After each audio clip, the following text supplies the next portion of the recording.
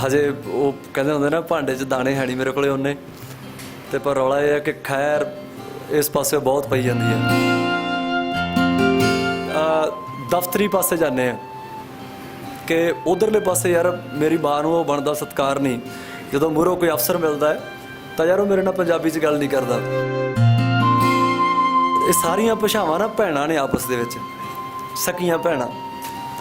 तो कोई भी सूबा है मैनूं लगदा उत्थे जे एक बैलेंस बन के सारियां चीज़ां चलन ना तो मैनूं नहीं लगता फिर कोई इस तरह के दिन आने पैणगे और इस तरह दी किताबां लिखणियां पैणगियां। सानूं महाराज ने बहुत कुछ दिता है, सानूं ऐसे ऐसे खजानिਆਂ नाल नवाजिया।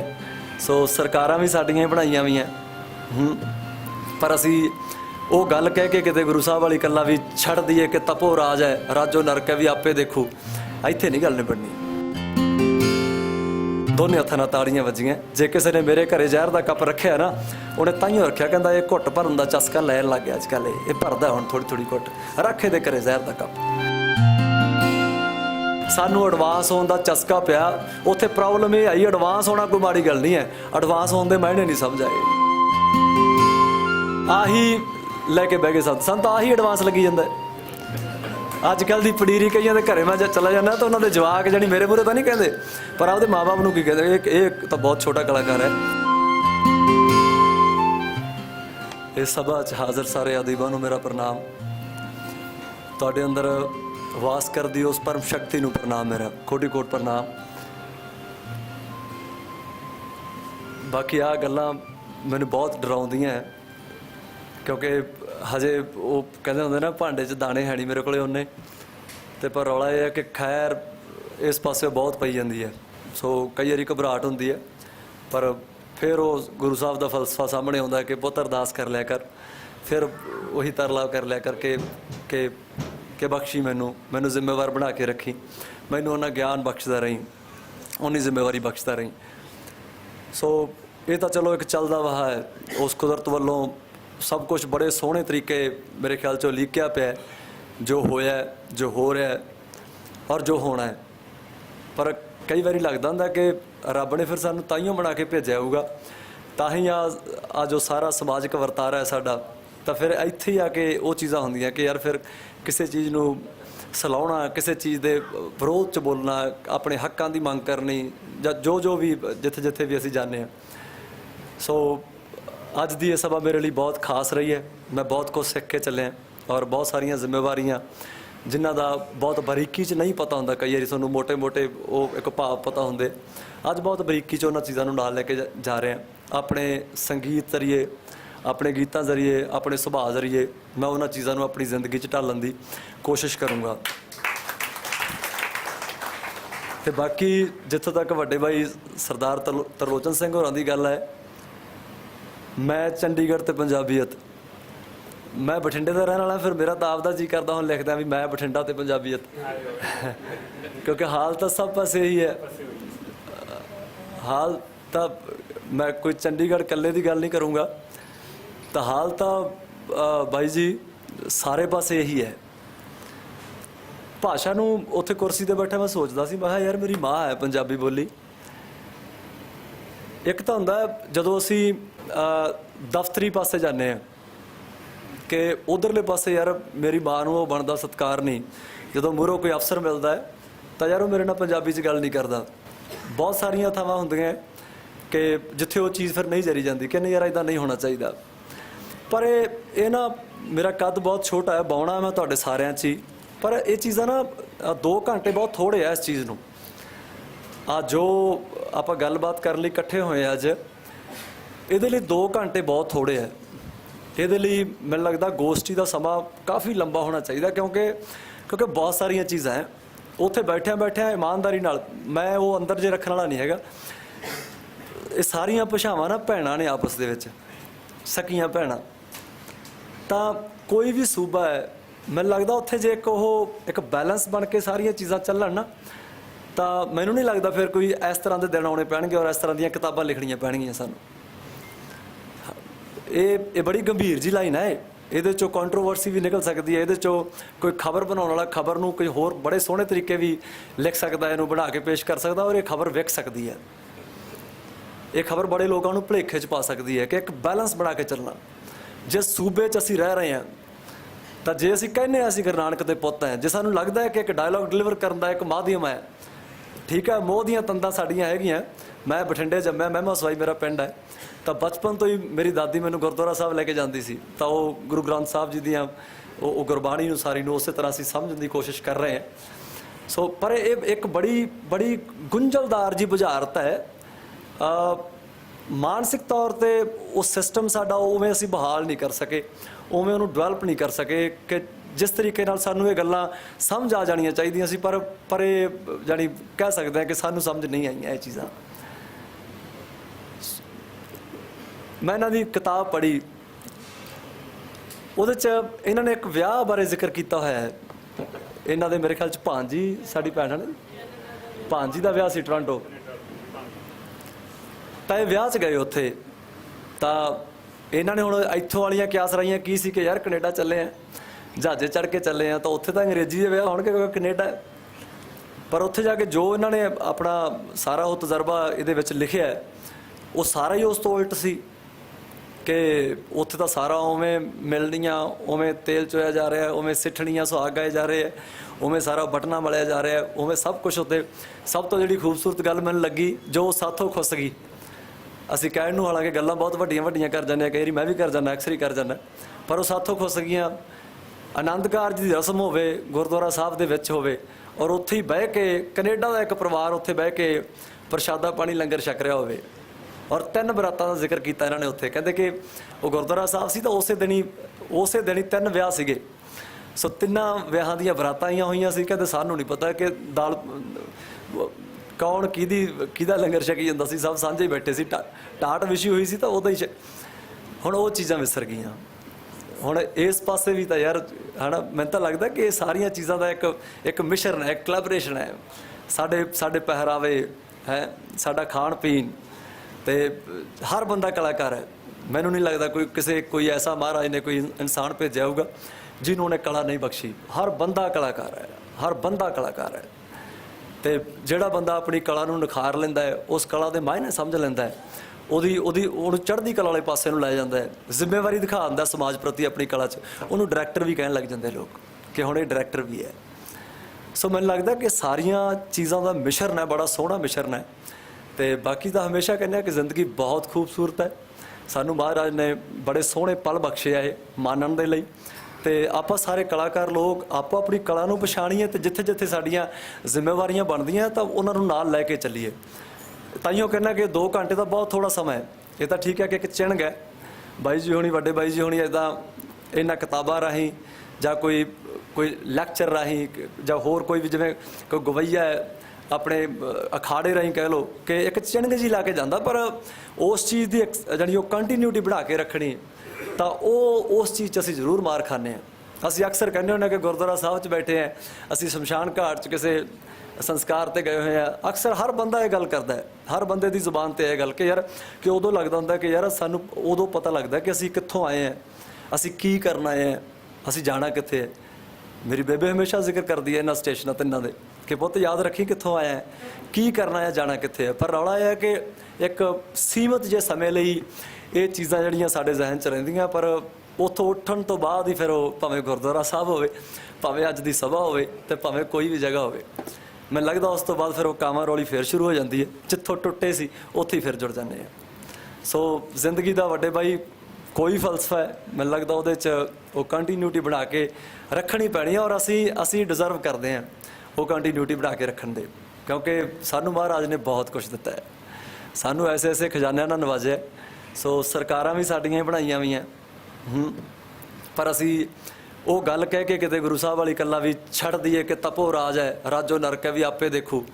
ਇੱਥੇ ਨਹੀਂ ਗੱਲ ਨਿਬੜਨੀ, ਇੱਥੇ ਗੱਲ ਨਿਬੜਨੀ ਨਹੀਂ ਹੈ। ਜਦੋਂ ਸਾਡੇ ਲੋਕ, ਸਾਡੇ ਪੰਜਾਬ ਦੇ ਲੋਕ, ਜਦੋਂ ਸ਼ਰਾਬ ਦੀਆਂ ਬੋਤਲਾਂ ਪਿੱਛੇ ਅਸੀਂ ਵੋਟਾਂ ਪਾ ਕੇ ਉਹਨਾਂ ਦੇ ਪਿੱਛੇ ਅਸੀਂ ਡੀਜ਼ਲ ਪੈਟਰੋਲ ਫੂਕਦੇ ਫਿਰਦੇ ਹਾਂ ਕਾਰਾਂ 'ਚ, ਹੈ ਲਾ ਕੇ ਝੰਡੀਆਂ, ਅਸੀਂ ਦਾਅਵੇਦਾਰੀਆਂ ਸੈੱਟ ਕਰਦੇ ਫਿਰਦੇ ਹਾਂ ਕਿ ਅਸੀਂ ਤੁਹਾਡੇ ਨਾਲ ਹੈ, ਤੇ ਉਸ ਤੋਂ ਬਾਅਦ ਸਾਨੂੰ ਕੋਈ ਹੱਕ ਨਹੀਂ ਪੌਣੇ 5 ਸਾਲ ਉਹਨਾਂ ਨੂੰ ਗਾਲਾਂ ਕੱਢਣ ਦਾ, ਉਹਨਾਂ ਨੂੰ ਨਿੰਦਣ ਦਾ। ਪਹਿਲਾਂ ਦੇਖੋ ਅਕਾਲ ਤਖਤ ਸਾਹਿਬ ਤੋਂ ਦਾ ਫਰਮਾਨ ਉਦੋਂ ਦੇ ਚੱਲਦੇ ਆਉਂਦੇ ਆ ਕਿ ਰਾਜਨੀਤੀ ਦਾ ਕੋਈ ਵੀ ਫੈਸਲਾ ਹੈ ਕੋਈ ਵੀ ਗੱਲ ਹੈ ਰਾਜਨੀਤੀ ਦੀ, ਧਰਮ ਦੀ ਕਸਵੱਟੀ ਤੇ ਖਰੀ ਹੋਵੇ, ਬਰਾਬਰ ਤੁਲਦੀ ਹੋਵੇ। ਅੱਜ ਦੀਦਾ ਕੁਛ ਇਦਾਂ ਦਾ? ਅੱਜ ਬਾਪੂ ਜੀ ਰਾਜਨੀਤੀ 'ਚ ਤਾਂ ਧਰਮ ਹੈ ਨਹੀਂ, ਪਰ ਧਰਮ 'ਚ ਰਾਜਨੀਤੀ ਜਾਣੀ ਐਨ ਕੁੱਟ-ਕੁੱਟ ਕੇ ਭਰੀ ਪਈ ਹੈ, ਜਿੱਥੇ ਮਰਜ਼ੀ ਜਾ ਵੜੋ। ਸੋ ਤਾੜੀਆਂ ਦੋਵੇਂ ਹੱਥਾਂ ਨਾਲ ਵੱਜੀਆਂ। ਬਾਕੀ ਸਾਰਿਆਂ ਨੇ ਸੋਹਣੀਆਂ ਸਿਆਣੀਆਂ ਗੱਲਾਂ ਕੀਤੀਆਂ, ਮੈਂ ਨਾਲ ਲੈ ਕੇ ਚੱਲਿਆ। ਪਰ ਇੱਕ ਚੀਜ਼ ਨੂੰ ਜ਼ਰੂਰ ਨਾਲ ਰੱਖਿਓ ਕਿ ਦੋਨੇ ਹੱਥਾਂ ਨੇ ਤਾੜੀਆਂ ਵੱਜੀਆਂ, ਦੋਨੇ ਹੱਥਾਂ ਨਾਲ ਤਾੜੀਆਂ ਵੱਜੀਆਂ। ਜੇ ਕਿਸੇ ਨੇ ਮੇਰੇ ਘਰੇ ਜ਼ਹਿਰ ਦਾ ਕੱਪ ਰੱਖਿਆ ਨਾ, ਉਹਨੇ ਤਾਈਓ ਰੱਖਿਆ, ਕਹਿੰਦਾ ਇਹ ਘੁੱਟ ਭਰਨ ਦਾ ਚਸਕਾ ਲੈਣ ਲੱਗ ਗਿਆ ਅੱਜ ਕੱਲ੍ਹ, ਇਹ ਭਰਦਾ ਹੁਣ ਥੋੜ੍ਹੀ ਥੋੜ੍ਹੀ ਘੁੱਟ, ਰੱਖ ਇਹਦੇ ਘਰੇ ਜ਼ਹਿਰ ਦਾ ਕੱਪ। ਜਦੋਂ ਪਤਾ ਹੋਵੇ ਕਿ ਘਰੇ ਲਾਣੇਦਾਰ ਇੱਕੋ ਹੀ ਹੈ ਤੇ ਸਾਰਾ ਪਰਿਵਾਰ, ਜਿਵੇਂ ਸੀ ਨਾ ਪੁਰਾਣੇ ਟਾਈਮਾਂ 'ਚ, ਮੈਂ ਅਕਸਰ ਸਟੇਜਾਂ 'ਤੇ ਵੀ ਗੱਲਾਂ ਕਰਦਾ ਹੁੰਦਾ ਕਿ ਆਹ ਸਾਰੇ ਸਾਡੇ ਚਿੱਟਿਆਂ ਦਾੜਿਆਂ ਵਾਲੇ ਸਾਡੇ ਬਜ਼ੁਰਗ ਸਾਹਿਬਾਨ ਬੈਠੇ ਆ, ਤਾਂ ਇਹ ਗਵਾਹੀਆਂ ਭਰਦੇ ਆ ਉਸ ਸਮੇਂ ਦੀਆਂ ਕਿ ਇੱਕੋ ਥਾਣ 'ਚੋਂ ਸਾਰੇ ਟੱਬਰ ਦਾ ਆ ਲੀੜਾ ਝੱਗਾ ਜਾਂਦਾ ਸੀ। ਕੋਈ ਕਰਦਾ ਸੀ ਕਿੰਤੂ ਪਰੰਤੂ ਕਿ ਨਹੀਂ ਜੀ ਮੈਨੂੰ ਆ ਪਸੰਦ ਨਹੀਂ ਹੈ। ਦੁਪਹਿਰ ਦਾ ਪ੍ਰਸ਼ਾਦਾ ਰਿਵਾਜ਼ ਸੀ ਪੰਜਾਬ ਦਾ ਕਿ ਠੰਡੀਆਂ ਖਾਵਾਂਗੇ ਨਾ ਬਸ ਜਾਵਾਂਗੇ, ਬੜਾ ਚੰਗਾ ਲੱਗੂਗਾ। 2 ਪ੍ਰਸ਼ਾਦੇ ਨਾਲ ਚੁੰਬੜੇ ਜਿਹੇ ਵੀ ਪਏ ਹੁੰਦੇ ਸੀ ਛਾਬੇ 'ਚੋਂ, ਉਹਨਾਂ ਨੂੰ ਥੋੜ੍ਹਾ ਥੋੜ੍ਹਾ ਤੋੜ ਕੇ ਜੇ ਤੇ ਉੱਪਰ ਚਾਰ ਦੀ ਰੱਖ ਲੈਣੀ, ਛਕ ਲੈਣਾ। ਅਸੀਂ ਤਾਂ ਉਹ ਸੀਗੇ। ਸੋ ਅਸੀਂ ਸਾਡਾ ਧਿਆਨ ਡਾਇਵਰਟ ਕੀਤਾ ਹੈ, ਇਹ ਚੀਜ਼ ਸਾਨੂੰ ਮੰਨਣੀ ਪਊਗੀ। ਸਾਨੂੰ ਐਡਵਾਂਸ ਹੋਣ ਦਾ ਚਸਕਾ ਪਿਆ। ਉੱਥੇ ਪ੍ਰੋਬਲਮ ਇਹ ਆਈ, ਐਡਵਾਂਸ ਹੋਣਾ ਕੋਈ ਮਾੜੀ ਗੱਲ ਨਹੀਂ ਹੈ, ਐਡਵਾਂਸ ਹੋਣ ਦੇ ਮਾਇਨੇ ਨਹੀਂ ਸਮਝ ਆਏ। ਆਹ ਟੁੱਕ ਜਿਹੀ ਜਿਵੇਂ ਬਾਈ ਤਰਲੋਚਨ ਸਿੰਘ ਹੋਣੀ ਕਹਿੰਦੇ ਸੀ, ਆਹੀ ਲੈ ਕੇ ਬਹਿ ਗਏ ਸਾਨੂੰ ਤਾਂ ਆਹੀ ਐਡਵਾਂਸ ਲੱਗੀ ਜਾਂਦਾ। ਅੱਜ ਕੱਲ੍ਹ ਦੀ ਪਨੀਰੀ ਕਈਆਂ ਦੇ ਘਰੇ ਮੈਂ ਚਲਾ ਜਾਂਦਾ ਤਾਂ ਉਹਨਾਂ ਦੇ ਜਵਾਕ ਜਾਣੀ ਮੇਰੇ ਮੂਹਰੇ ਤਾਂ ਨਹੀਂ ਕਹਿੰਦੇ, ਪਰ ਆਪਦੇ ਮਾਂ ਬਾਪ ਨੂੰ ਕੀ ਕਹਿੰਦੇ, ਇਹ ਤਾਂ ਬਹੁਤ ਛੋਟਾ ਕਲਾਕਾਰ ਹੈ। ਉਹਨਾਂ ਦੀ ਮਾਂ ਪੁੱਛਦੀ ਹੈ ਛੋਟਾ ਫੋਨ ਤਾਂ ਹੈ ਨਹੀਂ ਇਹਦੇ ਕੋਲ, ਆਈਫੋਨ, ਇਹ ਕਿਹੜਾ ਕਲਾਕਾਰ ਹੈ। ਸੋ ਇਹ ਚੀਜ਼ਾਂ ਸਾਨੂੰ ਹਸਾਉਂਦੀਆਂ ਵੀ ਹੈ, ਅਤੇ ਇਹ ਵੀ ਮੇਰੇ ਖਿਆਲ 'ਚ ਇੱਕ ਤਰ੍ਹਾਂ ਦੀ ਅੱਜ ਹਾਰ ਹੀ ਹੈ ਸਾਡੀ ਕਿ ਅਸੀਂ ਇਹਨਾਂ ਚੀਜ਼ਾਂ ਨੂੰ ਸੁਣ ਕੇ ਹੱਸਦੇ ਹਾਂ ਕਿ ਯਾਰ ਹਾਂ ਸਹੀ ਹੈ ਗੱਲ, ਕਮਰਪੁੱਤ ਗੱਲ ਇੱਦਾਂ ਦੀ ਹੈ। ਸੋ ਅਸੀਂ ਉਸ ਦਲਦਲ 'ਚ ਫਸ ਚੁੱਕੇ ਹਾਂ। ਸਭ ਤੋਂ ਪਹਿਲਾਂ ਤਾਂ ਅਸੀਂ ਮਹਿਸੂਸ ਕਰੀਏ ਉਸੇ ਕੰਟੀਨਿਊਟੀ 'ਚ ਕਿ ਅਸੀਂ ਬਿਮਾਰ ਹਾਂ। ਅਸੀਂ ਮਹਿਸੂਸ ਕਰੀਏ ਜ਼ਿੰਦਗੀ ਦਾ ਕੋਈ ਫਲਸਫਾ ਲੈ ਲਿਓ, ਭਾਵੇਂ ਧਰਮ ਦਾ ਫਲਸਫਾ ਲੈ ਲਿਓ, ਭਾਵੇਂ ਰਾਜਨੀਤੀ ਦਾ ਲੈ ਲਿਓ, ਭਾਵੇਂ ਸਮਾਜ ਜੋ ਸਾਡਾ ਭਾਈਚਾਰਾ ਜਿੱਥੇ ਵੀ ਅਸੀਂ ਵਿਚਰਦੇ ਹਾਂ, ਦਿਨ ਰਾਤ ਵਿਚਰਦੇ ਹਾਂ, ਸਾਨੂੰ ਸਭ ਤੋਂ ਪਹਿਲਾਂ ਤਾਂ ਇਹ ਮੰਨਣਾ ਪੈਣਾ ਹੈ ਅਦੀਬੋ ਕਿ ਅਸੀਂ ਬਿਮਾਰ ਹੋਏ ਪਏ ਹਾਂ। ਔਰ ਜੇ ਮੰਨ ਗਏ ਨਾ ਬਿਮਾਰ ਹੋਏ ਪਏ ਹਾਂ, ਮੈਂ ਸ਼ਰਤ ਲਾ ਕੇ ਕਹਿੰਦਾ ਕੁਦਰਤ ਸਾਨੂੰ ਦਵਾਈ ਦੇਊਗੀ। ਉਹ ਡਾਕਟਰ ਸਾਨੂੰ ਦਵਾਈ ਦੇਊਗਾ, ਕਿਵੇਂ ਦੇ ਪਰ ਉਹਦੇ ਲਈ ਰੌਲਾ ਇਹ ਹੈ ਕਿ ਇੱਕ ਤਾਂ ਵਿਰੋਧ ਦੇ ਮਾਇਨੇ ਸਮਝਣੇ ਪੈਣਗੇ। ਕਈ ਵਾਰੀ ਅਸੀਂ ਪੰਜਾਬੀ ਹੈ ਬਾਹਲਾ ਹੀ ਹੋਰ ਤਰੀਕੇ ਜਿਹੀ ਵਿਰੋਧ ਕਰ ਦਿੰਦੇ ਹਾਂ। ਕਈ ਵਾਰੀ ਉਹਨਾਂ ਚੀਜ਼ਾਂ ਦੇ ਨੁਕਸਾਨ ਜਾਣੀ ਮੈਂ ਵੀ ਆਪਦੀ 35 ਸਾਲਾਂ ਦੀ ਉਮਰ 'ਚ ਕਿਤੇ ਨਾ ਕਿਤੇ ਮਹਿਸੂਸ ਕੀਤਾ ਕਿ ਯਾਰ ਇਸ ਚੀਜ਼ ਨੂੰ ਜੇ ਅਸੀਂ ਇੱਦਾਂ ਕਹਿ ਲੈਂਦੇ ਨਾ ਯਾਰ, ਤਾਂ ਇਹ ਚੀਜ਼ ਇੱਦਾਂ ਠੀਕ ਹੋ ਜਾਣੀ ਸੀ। ਸੋ ਬਹੁਤ ਖੁੱਲ੍ਹੀ ਵੱਡੀ ਕਿਤਾਬ ਹੈ, ਤਾਂ ਇਹ ਤਾਂ ਬਹੁਤ ਵੱਡੀ ਕਿਤਾਬ ਹੈ। ਇਸੇ ਕਰਕੇ ਮਹਾਰਾਜ ਨੇ ਜਾਣੀ ਗੁਰੂ ਦਾ ਦਰਜਾ ਦੇ ਦਿੱਤਾ ਇਸ ਸ਼ਬਦ ਨੂੰ। ਇਹ ਸ਼ਬਦ ਗੁਰੂ ਹੈ। ਸੋ ਇਹ ਤਾਂ ਆਪਣੇ ਆਪ ਦੇ ਵਿੱਚ ਇੱਕ ਬ੍ਰਹਿਮੰਡ ਹੈ ਇਹ ਸ਼ਬਦ। ਸੋ ਇਹ ਬਹੁਤ ਕੁਛ ਕਹਿ ਜਾਂਦੇ ਆ, ਇਹਨਾਂ ਨੂੰ ਸਮਝਣਾ ਪੈਣਾ ਸਾਨੂੰ। ਸੋ ਸਹਿਜ ਨਾਲ ਚੱਲਣਾ ਪੈਣਾ। ਅਤੇ ਇਹ ਲੜਾਈਆਂ ਲਗਾਤਾਰ ਜਿਵੇਂ ਦੇਵੀ ਦਿਆਲ ਸ਼ਰਮਾ ਜੀ ਬਾਪੂ ਜੀ, ਹਾਂ ਦੇਵੀ ਦਿਆਲ ਸ਼ਰਮਾ ਜੀ ਬਾਪੂ ਜੀ, ਬੜਾ ਸੋਹਣਾ ਉਹਨਾਂ ਨੇ ਇੰਨਾ ਪਿਆਰ ਆਇਆ ਉਹਨਾਂ ਦਾ ਬੋਲਦਿਆਂ ਦਾ। ਸੋ ਇਹ ਸਾਂਝਾ ਨੇ। ਜਦੋਂ ਬਾਈ ਸਰਦਾਰ ਤਰਲੋਚਨ ਸਿੰਘ ਹੋਰਾਂ ਨੇ ਦੱਸਿਆ ਕਿ ਇਹ ਵੀ ਇਸ ਸਭਾ ਦੇ ਮੈਂਬਰ ਨੇ, ਜਨਰਲ ਸਕੱਤਰ ਨੇ, ਤੁਸੀਂ ਦੱਸਿਆ ਹਾਂਜੀ ਸਕੱਤਰ ਨੇ, ਇਹੀ ਸਾਂਝਾ ਨੇ। ਸ਼ਰਮਾ ਜੀ ਨੇ ਤਾਂ ਹਿੰਦੂ ਭਾਈਚਾਰੇ 'ਚ ਨੇ ਹੈ, ਮੈਂ ਕਮਰਪਾਲ ਸਿੰਘ ਹਾਂ, ਮੈਂ ਸਿੱਖ ਭਾਈਚਾਰੇ 'ਚੋਂ ਹੈ। ਪਰ ਆਹੀ ਕਲੈਬਰੇਸ਼ਨਾਂ ਨੇ ਜਿਹੜੀਆਂ ਸਾਨੂੰ ਚੈਨ ਦਿੰਦੀਆਂ ਨੇ, ਜਿਹੜੀਆਂ ਕਿਤੇ ਨਾ ਕਿਤੇ ਹਜੇ ਸਾਨੂੰ ਉਸ ਚੀਜ਼ ਲਈ ਫਿਰ ਬੂਸਟ ਅਪ ਕਰਦੀਆਂ ਕਿ ਨਹੀਂ ਹਜੇ ਅਸੀਂ ਮਰੇ ਨਹੀਂ, ਹਜੇ ਅਸੀਂ ਲੜਾਂਗੇ, ਹਜੇ ਅਸੀਂ ਲੜਾਂਗੇ। ਸੋ ਜਦੋਂ ਵਾਰ-ਵਾਰ ਕਹਿੰਦੇ ਆ ਕਿ ਸਾਈਂ ਮੀਆਂ ਮੀਰ ਹੋਣੀ ਸਾਡੇ ਚੇਤੇ ਹੈ, ਹਰਿਮੰਦਰ ਸਾਹਿਬ ਦੀਆਂ ਨਿਆਵਾਂ ਰੱਖਦੇ ਸਾਨੂੰ ਅੱਜ ਵੀ ਦਿੰਦੇ ਆ। ਜਦੋਂ ਸਾਨੂੰ ਚੇਤੇ ਹੈ ਕਿ ਕਸ਼ਮੀਰੀ ਪੰਡਤ ਅੱਜ ਵੀ ਬੈਠੇ ਆ ਗੁਰੂ ਸਾਹਿਬ ਦੇ ਚਰਨਾਂ 'ਚ, ਆਪਣੀ ਉਹ ਦੁਵਿਧਾ ਦੱਸ ਰਹੇ ਆ, ਆਪਣੀ ਪ੍ਰੋਬਲਮ ਦੱਸ ਰਹੇ ਆ, ਅੱਜ ਵੀ ਜਾ ਕੇ ਉਹ ਚਾਂਦਨੀ ਚੌਂਕ ਜਾ ਕੇ ਆਪਣਾ ਸੀਸ ਦੇ ਰਹੇ ਆ। ਸੋ ਸਾਰੀਆਂ ਐਗਜ਼ਾਮਪਲ ਜਿਹੜੀਆਂ ਸਾਡੀਆਂ ਉਦਾਹਰਨਾਂ ਨੇ ਉਹ ਸਾਨੂੰ ਹਜੇ ਵੀ ਕਿਤੇ ਨਾ ਕਿਤੇ ਬੰਨੀ ਬੈਠੀਆਂ। ਪਰ ਅਗਿਆਨਤਾ ਵੱਸ ਹੋ ਕੇ ਨਾ ਆਪਦੇ ਫੈਸਲੇ ਕਰੀਏ। ਅੱਜ ਤਾਂ ਮਾਣ ਕਰਦੇ ਹਾਂ ਤੁਹਾਡੇ 'ਤੇ, ਹਮੇਸ਼ਾ ਚਾਅ ਨਾ ਕਹਿੰਦੇ ਆ, ਭਾਵੇਂ ਕੋਈ ਸਿੱਖ ਬੈਠਾ ਭਾਵੇਂ ਕੋਈ ਹਿੰਦੂ ਬੈਠਾ, ਓਨਾ ਹੀ ਸਵਾਦ ਆਉਂਦਾ ਹੈ ਸ਼ਰਮਾ ਜੀ ਨੂੰ ਮੱਥਾ ਟੇਕ ਕੇ ਵੀ, ਓਨਾ ਹੀ ਸਿੰਘ ਨੂੰ ਮੱਥਾ ਟੇਕ ਕੇ ਵੀ, ਓਨਾ ਹੀ ਕਿਸੇ ਖਾਨ ਸਾਹਿਬ ਨੂੰ, ਓਨਾ ਹੀ ਚੈਨ ਆਉਂਦਾ। ਸੋ ਅਸੀਂ ਤਾਂ ਨਾ ਜਿਹੜੀਆਂ ਸਾਡੀਆਂ ਆਪਸ ਦੇ ਵਿੱਚ ਜਿਹੜੀਆਂ ਤੰਦਾਂ ਦੀਆਂ ਖਲਿਆਰੀ ਬੈਠੇ ਬਿਨਾਂ ਕਿਸੇ ਗੱਲ ਦੇ ਕੋਈ ਗੱਲ ਹੀ ਨਹੀਂ ਹੈ। ਅੱਜ ਕੱਲ੍ਹ ਦੇ ਕੋਈ ਮੇਰੇ ਵਰਗੇ ਅਣਜਾਣ ਜੇ ਬੰਦੇ ਦੀ ਕੋਈ ਗੱਲ ਸੁਣ ਲਈਏ ਤਾਂ ਉਹਦੇ ਪਿੱਛੇ ਲੱਗ ਜਾਂਦੇ ਆ। ਯਾਰ ਉਹ ਗੁਰੂ ਸਾਹਿਬਾਂ ਦੀਆਂ ਉਦਾਹਰਨਾਂ ਨੇ, ਉਹ ਕੋਈ ਝੂਠ ਥੋੜ੍ਹਾ ਬੋਲ ਕੇ ਗਏ ਆ। ਅੱਜ ਤਾਂ ਸਾਰੇ ਇੱਕ ਹੈ ਗੁਰਦੁਆਰੇ ਮੰਦਿਰ ਮਸੀਤਾਂ ਸਾਡੇ ਤਾਂ ਜੱਫੀਆਂ ਪਾਈ ਬੈਠੇ ਆ। ਸੋ ਜਦੋਂ ਇਹਨਾਂ ਸਾਰੀਆਂ ਚੀਜ਼ਾਂ ਨੂੰ ਇੱਦਾਂ ਇੱਕ ਕਾਫਲਾ ਬਣਾ ਕੇ ਚੱਲਾਂਗੇ ਨਾ, ਤਾਂ ਫਿਰ ਕਿਸੇ ਹਾਕਮ ਦੀ ਹਿੰਮਤ ਨਹੀਂ ਹੈ, ਫਿਰ ਹਿੰਮਤ ਨਹੀਂ ਹੈ ਕਿਸੇ ਦੀ ਕਿ ਇਹਨਾਂ ਮਸਲਿਆਂ ਤੇ ਆ ਕੇ ਸਾਨੂੰ ਬਿਨਾਂ ਪੁੱਛੇ ਕੋਈ ਫੈਸਲਾ ਕਰ ਜੇ। ਸੋ ਇਸ ਕਰਕੇ ਅਸੀਂ ਮੌਕੇ ਦਿੱਤੇ ਹੈ, ਔਰ ਪ੍ਰੋਬਲਮ ਇਹ ਹੈ ਕਿ ਮੌਕੇ ਦੇ ਰਹੇ ਹਾਂ, ਮੌਕੇ ਦੇ ਰਹੇ ਹਾਂ।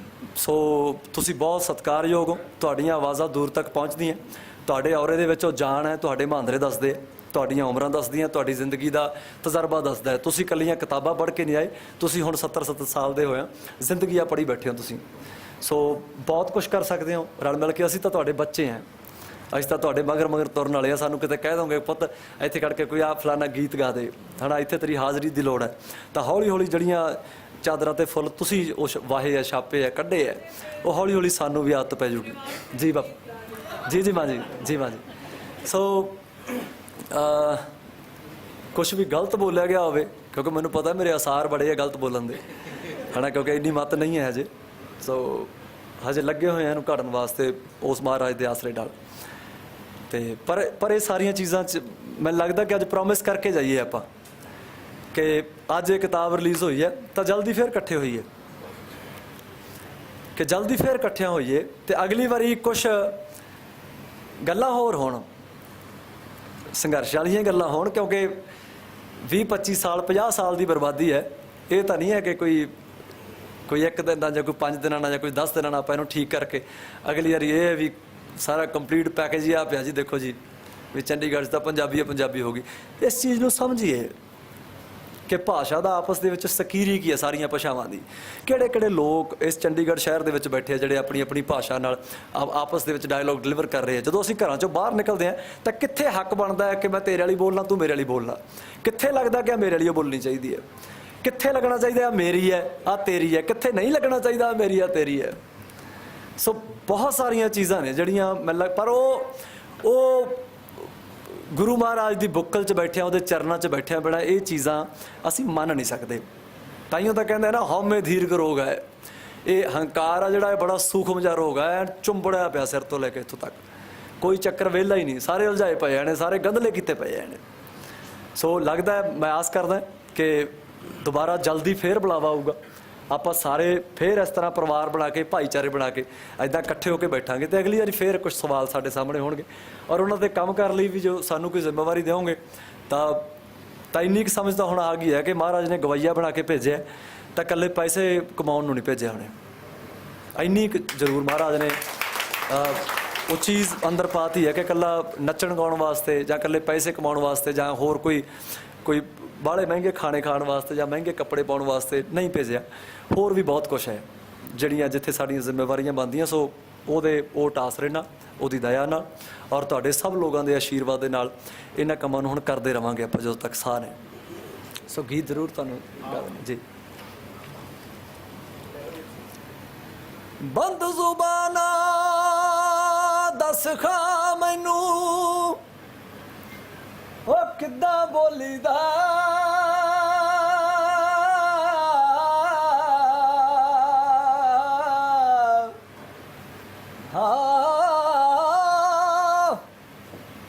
ਬੰਦ ਜ਼ੁਬਾਨਾਂ ਦੱਸ ਖਾਓ ਮੈਨੂੰ ਉਹ ਕਿੱਦਾਂ ਬੋਲੀਦਾ, ਨੌ ਦਰਵਾਜ਼ੇ ਲੰਘ ਕੇ ਦਸਵਾਂ ਉਹ ਕਿੱਦਾਂ ਖੋਲੀਦਾ,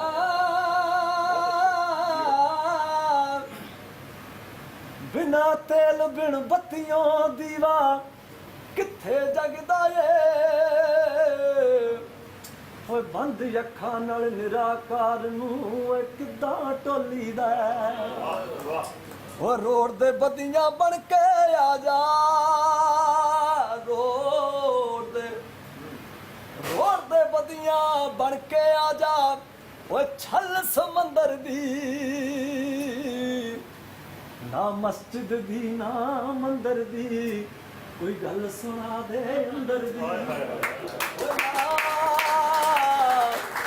ਨਾ ਮਸਜਿਦ ਦੀ ਨਾ ਮੰਦਰ ਦੀ, ਉਹ ਇੱਕ ਗੱਲ ਸੁਣਾ ਦੇ ਅੰਦਰ ਦੀ, ਉਹ ਗੱਲ ਸੁਣਾ ਦੇ ਅੰਦਰ ਦੀ। ਓ